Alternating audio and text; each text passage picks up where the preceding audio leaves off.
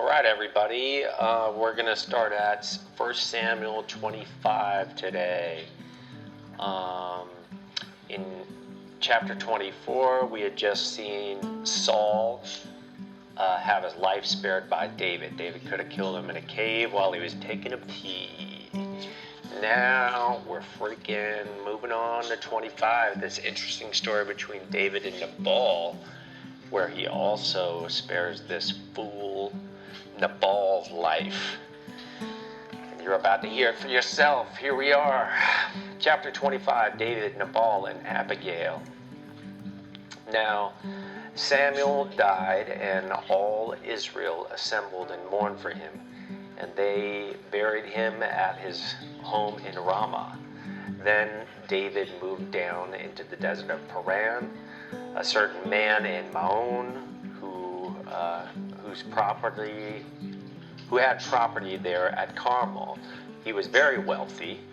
He had thousands of goats, 3,000 sheep, which he was shearing in Carmel. So that makes a little sense as to why Nabal is such a fool. He seems like he's sort of drunk on his own wealth at this point in his life. Anyway, his name was Nabal and his wife's name was Abigail. She was an intelligent and beautiful woman, but her husband was surly, not a word that you hear much, surly and mean in his dealings. He was a Calebite, assume a descendant of Caleb, but not much like his descendant. All right. While David was in the wilderness, he heard that Nabal was shearing sheep, so he sent 10 young men and said to him, "Go up to Nabal at Carmel and greet him in my name. Say to him, 'Long life to you, good health to you and your household, and good health to all that is yours.'" So they're trying to bless Nabal there. "Now I heard that it is sheep shearing time. When your shepherds were with us, we did not mistreat them, and the whole time they were at Carmel, nothing of theirs was missing. Ask your own servants, and they will tell you. Therefore be favorable toward my men, since we came at a festive time. Please give your servants and your son David whatever you can find for them." When David's men arrived, they gave Nabal this message in David's name. Then they waited. And Nabal answered David's servants, "Who is this David? Who is this son of Jesse?" "Many servants are breaking away from their masters these days. Why should I take my bread and water and the meat I have slaughtered from my shearers and give it to men coming from who knows where?" David's men turned around and went back. When they arrived, they reported every word. David said to his men, "Each of you strap on your swords." So they did. And, this is where I get like a little surly myself. I go, what if Nabal never did hear of David? But this is where I'm really trying to also, because I have a very critical mind and I get very skeptical pretty easily. But as I read this book, I'm really trying to work with my skeptical mind, but also eventually turn it towards reading the book in the author's favor. And when I mean the author, I mean capital AUTHOR, God's design. So I'm believing that David, Nabal had every reason to know David. He didn't have any excuse. And that's just how I'm reading this. You can read it the way you want, but this is the way I'm reading it. David said to his men, "Each of you strap on your sword." So they did, and David strapped his on as well. About 400 men went up with David, while 200 stayed with their supplies. One of the servants told Abigail, Nabal's wife, "David sent messengers from the wilderness to give our master his greetings, but he hurled insults at them. Yet these men were very good to us. They did not mistreat us, and the whole time we were out in the fields near them, nothing was missing. This is what they're telling Abigail, the beautiful and intelligent wife of Nabal. Night and day, they were a wall around us the whole time. We were herding our sheep near them, so they're protecting these shepherds. Now, think it over and see what you can do, because disaster is hanging over our master and his whole household. He is such a wicked man that no one can talk to him. Okay, so you see, he is pretty negligent and kind of an ignorant, arrogant man. Abigail acted quickly. She took 200 loaves of bread, 2 skins of wine, 5 dressed sheep, 5 seeths of roasted grain, 100 cakes of raisins. All right, she's bringing the goods. And 200 cakes of pressed figs, and loaded them on the donkeys. Then she told her servants, "Go on ahead, I'll follow you." But she did not tell her husband Nabal. As she came riding her donkey into the mountain ravine, there were David and his men descending towards her, and she met them. David had just said, "It's been useless, all of my watching over this fellow's property in the wilderness, so that nothing of his was missing. He has paid me back with evil for he has paid me back evil for good. May God deal with David, be it ever so severely, if by morning I leave alive 1 male of all who belong to him." So David is hot right now.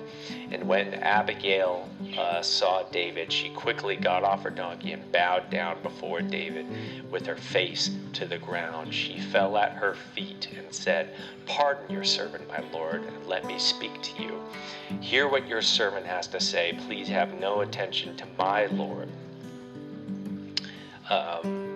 to the wicked man Nabal. He is just like his name. His name means fool." Ah, no way.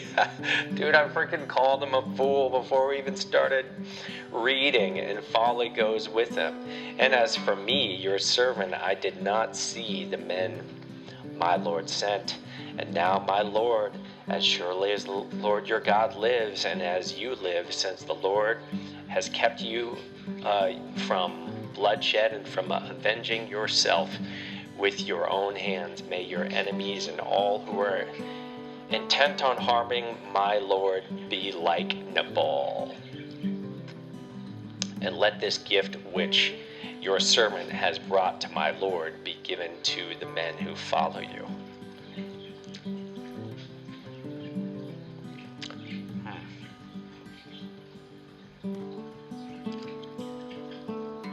Since the Lord has kept you from bloodshed and avenging yourself with your own hand. Yeah, so she's blessing David.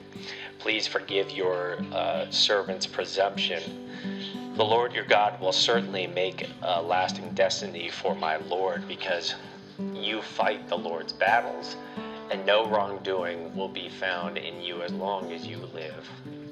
Even though someone is pursuing you to take your life, the life of my Lord will be bound securely in the bundle of the living by the Lord your God. But the lives of your enemies he will hurl away as from the pocket of a sling.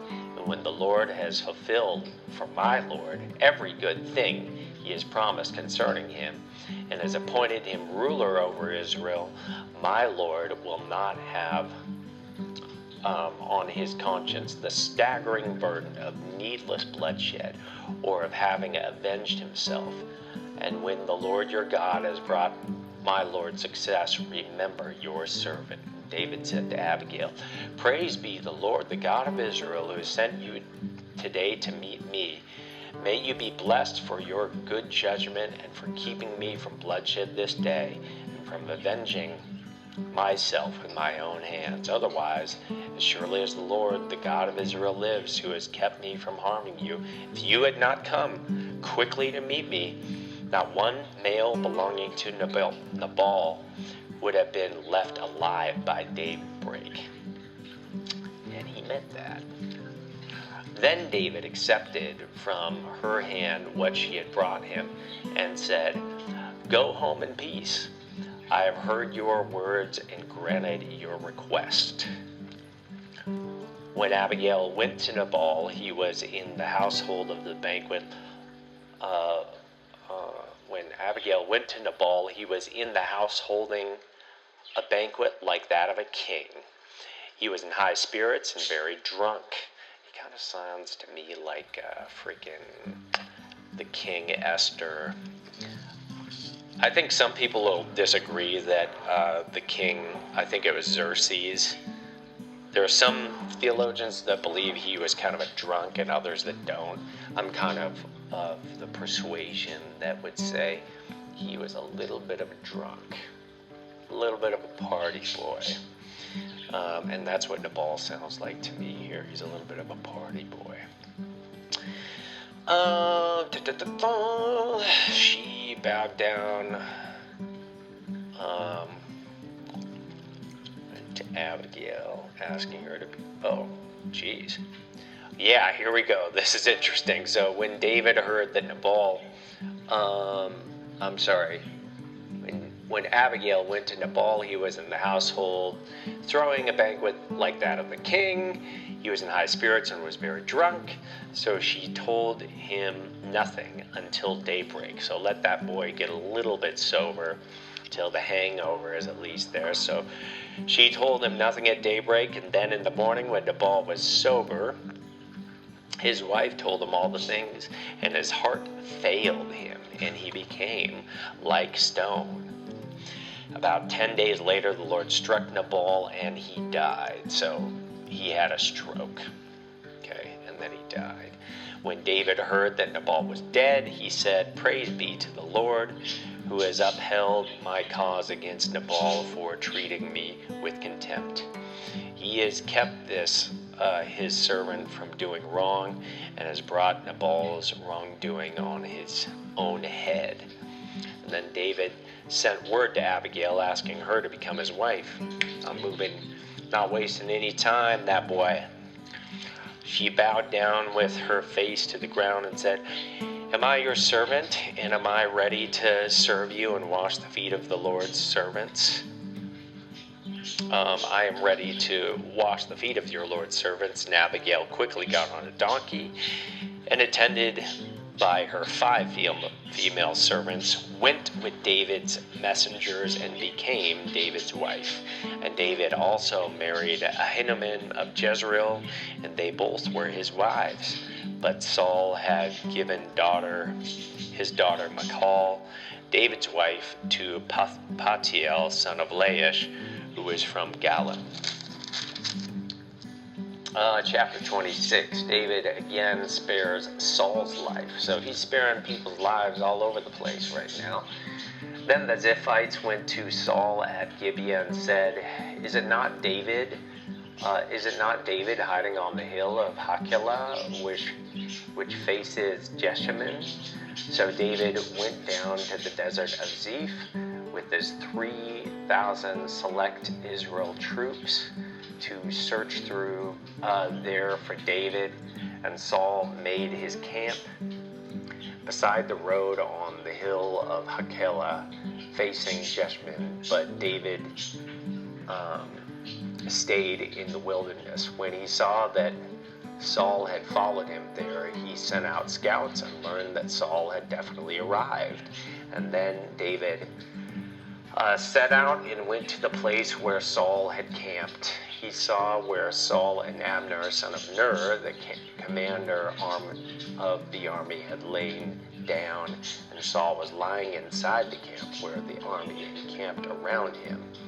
David then asked Ahimelech the Hittite and Abishai, son of Zeruiah, Joab's brother, "Who will go down in the camp with me to Saul?"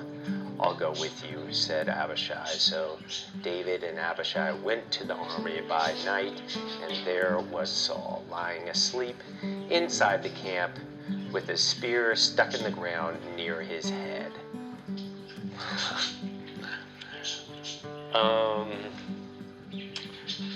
days, Abner and the soldiers were lying around him. And we're going to hear more about Abner soon. I've got to say, I kind of like Abner. Anyway, Abishai said to David, "Today, God has delivered your enemies into your hands. Now let me pin him to the ground with the thrust of the spear. I won't strike him twice." And Abishai is also going to be recorded to be like a super fast guy. He's like maybe the fastest runner in Israel at this time. But David said to Abishai, "Don't destroy him who can lay a hand on the Lord's anointed and be guiltless. Surely as the Lord lives," he said, "the Lord himself will strike him, or his time will come and he will die, or he will go into battle and perish. But the Lord forbid that I should lay a hand on the Lord's anointed. Now get the spear and the water jug that are near his head, and let's go." So David took the spear and the water jug near Saul's head, and they left. So David's doing the work there. It was like his order, but then he just did it himself. No one saw or knew about it, nor did anyone wake up, and they were all sleeping because the Lord had put them into a deep sleep.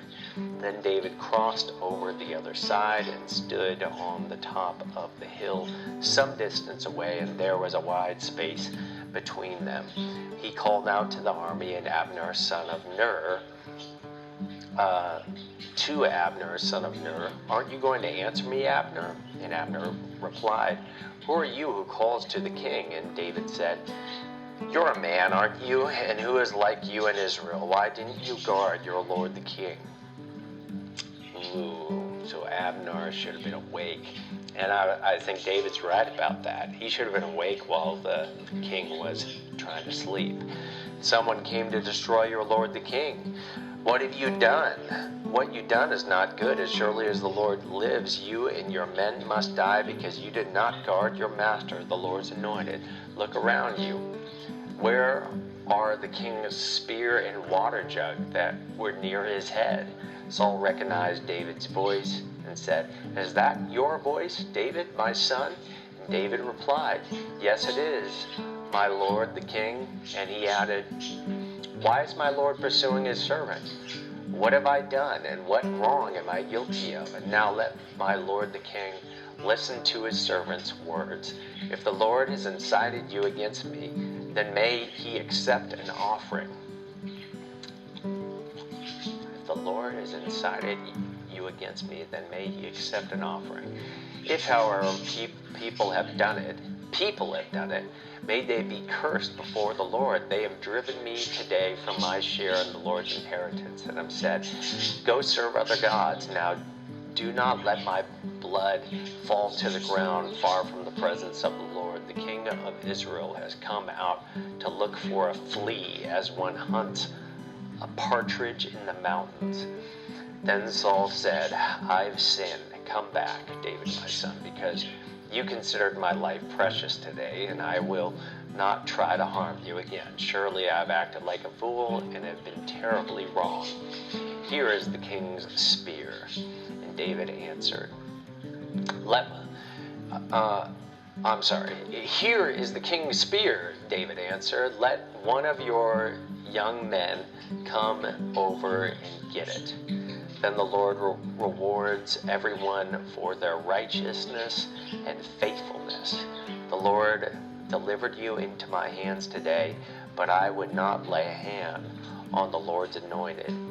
As surely as I valued your life today, so may the Lord value my life and deliver me from all trouble."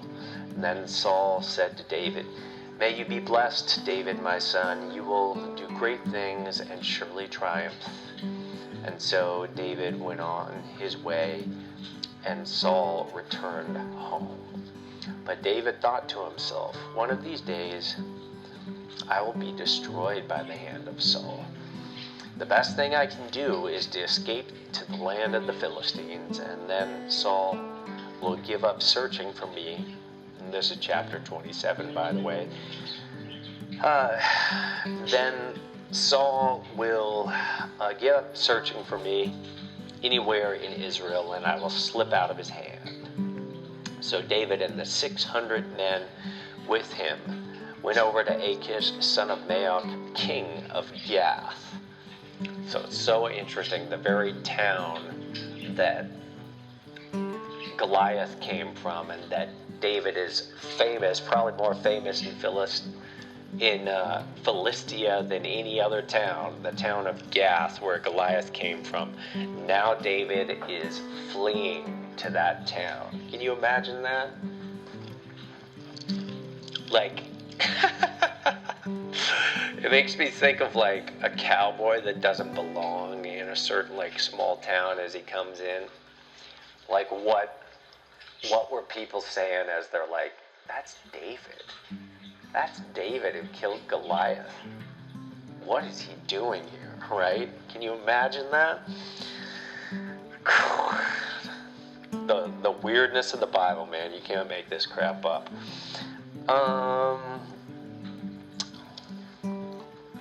Alright. Where's Gath?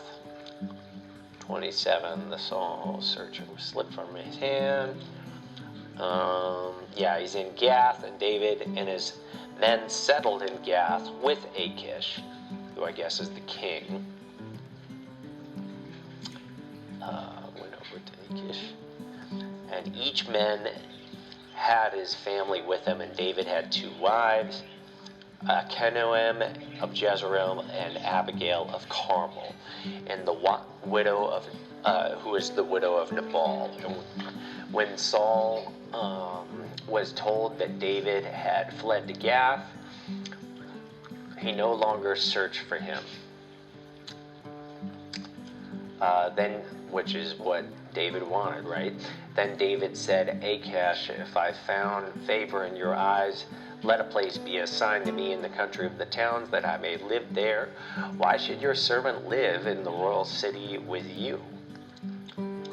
So, making a deal with the king of the Philistines. So on that day, Achish gave him Ziklag, and it has belonged to the kings of Judah ever since.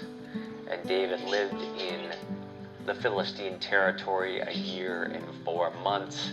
And now David and his men went up and raided the Geshurites, the Gerizzites, the Amalekites. From ancient times, these peoples had lived in the land extended to Shur and Egypt. And whenever David attacked an area, he did not leave a man or a woman alive, but took sheep, cattle, and donkeys, and camels, and clothes. And then he returned to Achish.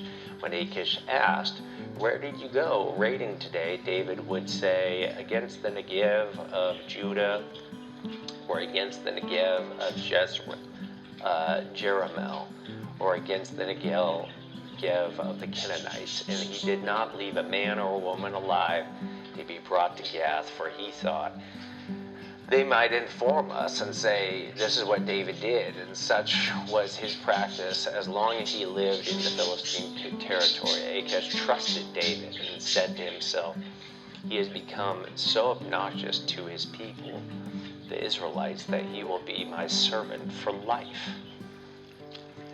Wow. What a wild situation, right? What a wild situation. At this rate, because these are actually kind of short chapters, we can just keep rocking. I think that's what we're going to do. Chapter 28. In those days, the Philistines gathered their forces to fight against Israel, and Achish said to David, you must understand that you and your men will accompany me in the army. And David said, then you will see for yourself what your servant can do. So now he's fighting side by side with the king of the Philistines. Pretty wild.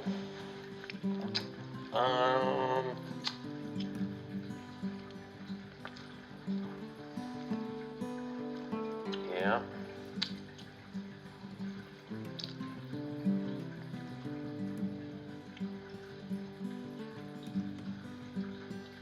Yeah, yeah, so he is not just fighting side by side with the king of the Philistines. He's fighting side by side with the king of the Philistines.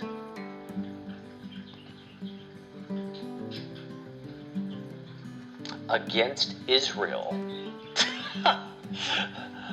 I'm sorry, I don't remember that. Like, I remember things got kind of crazy, but he's fighting side by side with the king of the Philistines against Israel. David is fighting against Israel with the king of the Philistines. That's pretty crazy.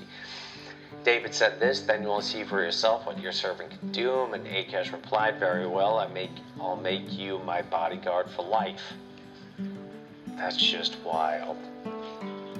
That David has proven himself that much, that the king of his enemies is trusting him to defend his life more than any other Philistine against the Israelites. Just wild. Okay, and this chapter is actually going to get kind of dark here, and I'm not sure if I'm going to be able to recall everything, because I was listening to this as I was driving my bus back from Canada. But like, this is kind of a dark chapter. This is like one of the more paranormal chapters of the Bible. For those of you like horror films or weird like spooky stuff, this is your chapter right here. Saul and the median at Ender. And Saul is full of all of these crazy contradictions. So listen to this. So now Samuel was dead, and all of Israel had mourned for him and buried him in his own town of Ramah. And Saul had expelled the Medians. So Saul had expelled mediums and spiritists, like soothsayers, like fortune tellers, like witches, basically, like people who talk with the other side. He was the one who expelled them, kind of made them outlaw. And then it says, the Philistines assembled and came and set up camp at Shunem, while Saul gathered all Israel and set up at camp of Gilboa. And when Saul saw the Philistine army, he was afraid. Terror filled his heart. Sounds familiar, right? Saul has a pattern of being fear-stricken. And he inquired of the Lord, but the Lord did not answer him by dreams or Urim or prophets. And Saul then said to his attendants, "Find me a woman who is a medium, so I may go and inquire of her." And I don't think this is the first time Saul has done this. I don't know why. Maybe I'm just looking into that.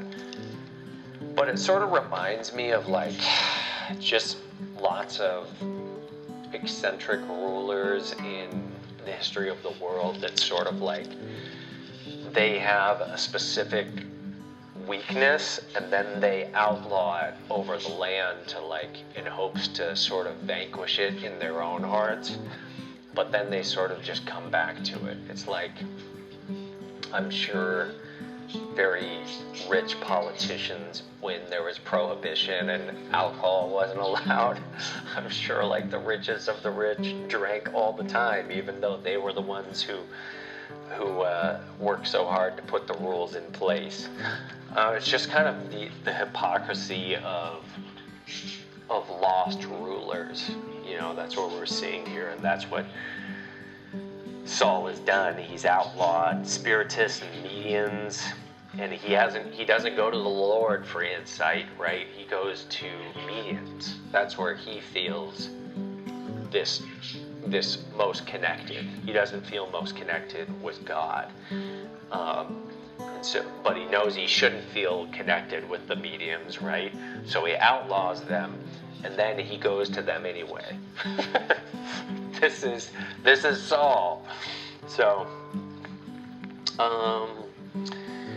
yeah.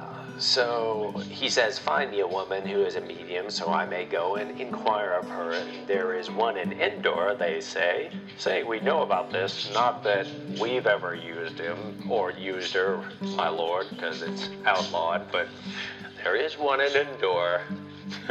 So Saul disguised himself. He put on other clothes, and at night he and 2 men went to the woman. And this is to consult a spirit from me, he said, and bring up for me the one I am to name. And he does this at night too, which I think also is interesting. Gideon does the same thing. He tears down the false idols at night. He does all of these things at night because he knows it's going to be unpopular. Nicodemus in John 3 goes to Jesus and meets with Jesus at night because he knows his reputation will be on the line. And this time, Gideon and Nicodemus are at least kind of doing good things, right? Nicodemus is meeting with Jesus, which is good. Gideon is tearing down all of these false idols, which is good. But here, Saul is, he's doing something that is bad. Not just by his own word, but by God himself. So he's kind of like a coward a few times over it here. All right. So Saul disguised himself, putting on other clothes, and at night 2 men went to the woman. Console the spirit for me, he said, and bring up for me the one I name. But the woman said to her, surely you know that what Saul has done. He has cut off the mediums and spiritists from the land. Why have you set a trap for my life to bring about my death? Well, shit's gonna get deeper, honey. Because you're talking to Saul. You're talking about that guy in front of that guy. Saul swore to her by the Lord, surely as the Lord lives, you must not be punished for this. And the woman asked, whom shall I bring up for you? Bring up Samuel, he said. When the woman saw Samuel, she cried out at the top of his voice. This is kind of spooky, right? Like, why have you deceived me? You are Saul. And I don't know, maybe something about Saul's body language, or something about Samuel's body language as he came up from the spirit realm. I don't know if that was a real premonition or if that was just a false thing, but like, there's nothing here that indicates, that really makes it clear.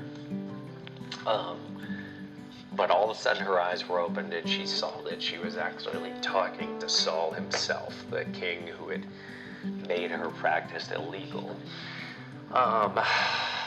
You are Saul, and the king said to her, don't be afraid, what do you see? And the woman said, I see a ghostly figure coming out of the earth. What does he look like? He said. An old man wearing a robe is coming up, she said, and then Saul knew it was Samuel, and he bowed down and prostrated himself with his face to the ground. Samuel said to Saul, why have you disturbed me by bringing me up?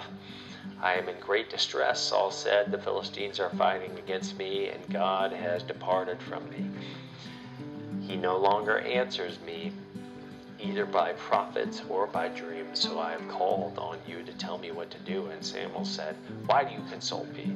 Now that the Lord has departed from you and become your enemy, the Lord has done what he predicted through me. The Lord has torn the kingdom out of your hands and given it to one of your neighbors, to David, because you did not obey the Lord or carry out his fierce wrath against the Amalekites. And the Lord has done this to you today.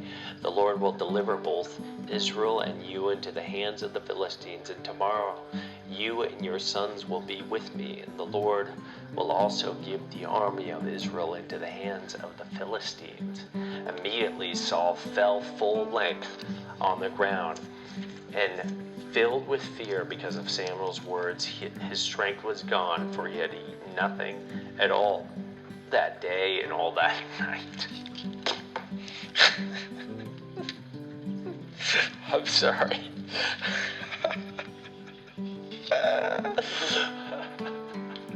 I'm sorry, that just doesn't seem... maybe Saul just put in a long day, you know, but to me, that just shows that Saul had no, like, real fortitude in him. Because, like, great men and great leaders of the past could easily go a day without food. And here's Saul, like, breaking down because he hasn't had a meal all day. I have no other way of reading that in this present moment. Okay. Come back down to earth, Michael. Here we go. When the woman came to Saul and saw that he was greatly shaken, she said, "Lord, your servant has obeyed you. I took my life into my hands and did what you told me to do. Now please listen to your servant and let me give you food so you may eat and have the strength to go on your way." So she's not as much feeding him because she likes him. She's more feeding him because he wants him to get better so he can go away. He refused and said, "I will not eat." But his men joined the woman in urging him, and he listened to them. He got up from the ground and sat on the couch. Okay. The woman had a fattened calf at the house, so she's killing her fattened calf for Saul, who she doesn't even want him to be with her right now. Which she butchered at once, and she took some flour, kneaded it, and baked bread without yeast. Then she set it before Saul and his men, and they ate. The same night they got up and left. Post haste, I'm sure.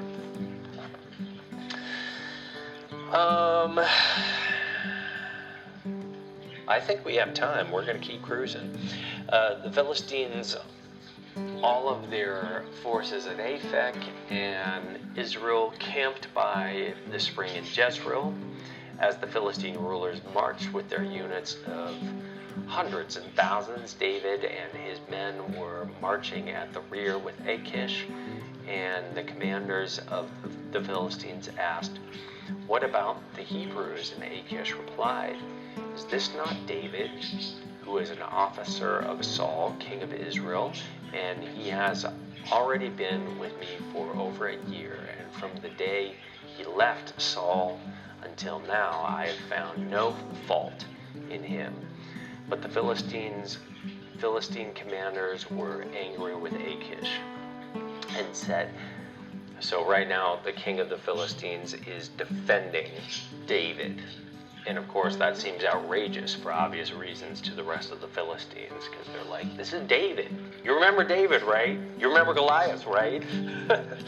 That's the dude who's with you right now. But the Philistine commanders were angry with Achish and said to the man, "Send the man back, so he may return to the place you assign him. He must not go into battle with us, or he will turn against us in the fighting. How better could he regain his master's favor than by taking the heads of our own men? Isn't this the David they sang about in the dances? Saul has slain his thousands, and David his tens of thousands." So Achish called David and said, "As surely as the Lord lives, you have been reliable. I would be pleased to have you serve with me in my army.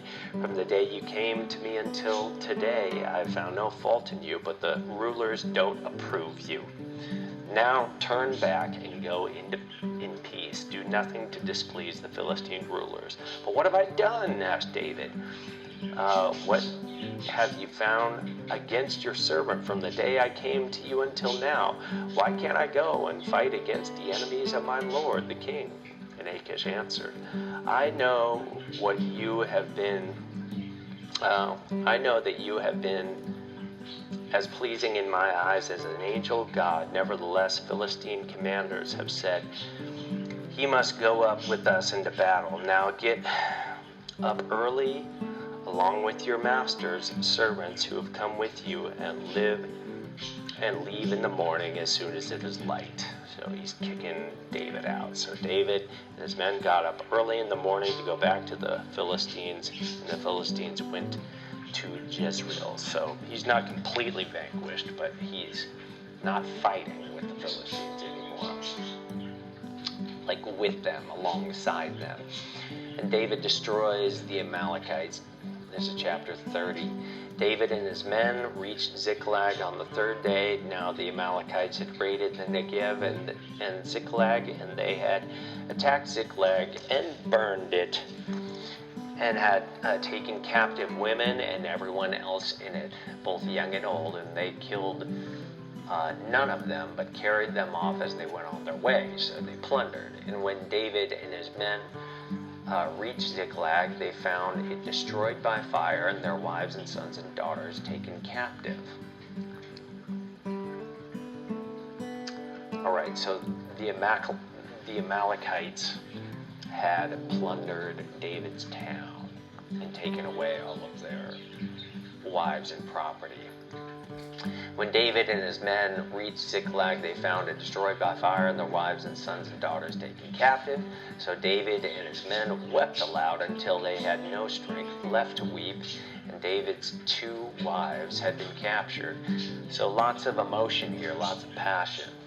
Kind of beautiful in some ways.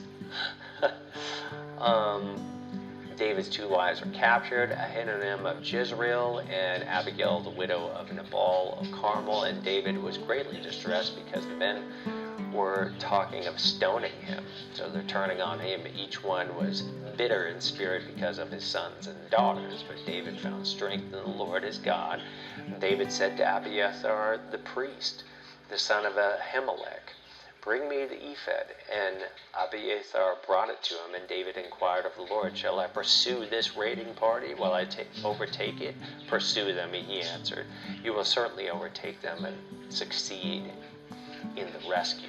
And David and the 600 men with him came to Besor Valley, where some stayed behind. 200 of them were too exhausted to cross the valley, but David and the other 400 continued the pursuit. This is 100 men more than Gideon had, by the way. Just interesting number game here. They found an Egyptian in a field and brought him to David. They gave him water. They found an Egyptian in the field. Just a random side story here. They found an Egyptian in the field and brought him to David, and they gave him water and drink and food. Part of a cake and pressed figs, and 2 cakes of raisins. So here they are taking care of an Egyptian, feeding him well. He ate and was revived, for he had not eaten any food or drunk any water for 3 days and 3 nights. Now that would be a little bit more of a challenge than what Saul went through in my mind. Far be it from me to judge, though. David asked him, who do you belong to, and where do you come from? And he said, "I am an Egyptian, the slave of Amalekite." Ooh, those are the people that took David and David's men, all of their wives and everything. "My master abandoned me when I became ill 3 days ago. We raided the Negev of the Kesherites and some territory belonging to Judah and the Negev of Caleb, and we burned Ziklag." And David asked, "Can you lead me down to their raiding party?" And he answered, "Swear to me before God that you will not kill me or hand me over to my master, and I will take you down to them." I mean, that sounds right. I wouldn't bear a lot of good feelings to my master who just left me high and dry, right? Just strike up a deal with David and call it good. He led David down, and there they were, scattered over the countryside, eating, drinking, and reveling because of the great amount of plunder they had taken from the land of the Philistines and from Judah. And David fought them from dusk until evening of the next day, and none of them got away except for 400 young men who rode off on camels and fled. And David recovered everything the Amalekites had taken, including his 2 wives. Cheers to David. Good job, buddy. Nothing was missing, young or old, boy or girl. Nice. This is a successful thing. plunder or anything else that they had taken. David brought everything back, and he took all the flocks and the herds, and his men drove them ahead of other livestock, saying, "This is David's plunder." So they're not trying to stone him anymore, needless to say. Then David came to the 200 men who had been too exhausted to follow him. And he's like, "Take this, bitches. Here's your plunder that you didn't fight for." They came out to the men, and the men with him, as David and his men approached, he asked them how they were, but all the evil men and the troublemakers among David's followers said, "Because they did not go out with us, we will not share with him the plunder we recovered." I mean, I kind of feel that a little bit. "However, each man may take his wife and children and go." And David replied, "No, brothers." And this is where David is much more generous than me or the average man, I would say. "No, my brothers, you must not do that with which the Lord has given us. He has protected us and delivered into our hands the raiding party that came against us." And that's the right way to see it, right? Like, it's a miracle that they were able to retrieve all of that stuff, right? That isn't just hard work, that's the grace of God. But these men didn't see it that way. But maybe they relent, let's see. "It was God who delivered the raiding party into our hands. Who will listen to what you say? The share of the man who stayed with the supplies is to be the same of them who went down to the battle. All share alike." And David made this a statute and an ordinance for Israel from that day to this. Then David reached Ziklag, and he sent some of the plunder to the elders of Judah who were his friends, saying, "Here is the gift from the plunder of the Lord's enemies. Here is the gift for you from the plunder of the Lord's enemies." And David sent it to those who were in Bethel, Ramoth and Negev, and Jetar, to those in Aror, Sifmoth, and Estemoa, and Raquel to those in the towns of Jerahmeelites and Kenites, to those in Hormah, Bor, Ashan, Athak, and Hebron, and to those in all the other places where he and his men had roamed. Chapter 31, we're going to finish 1 Samuel right now.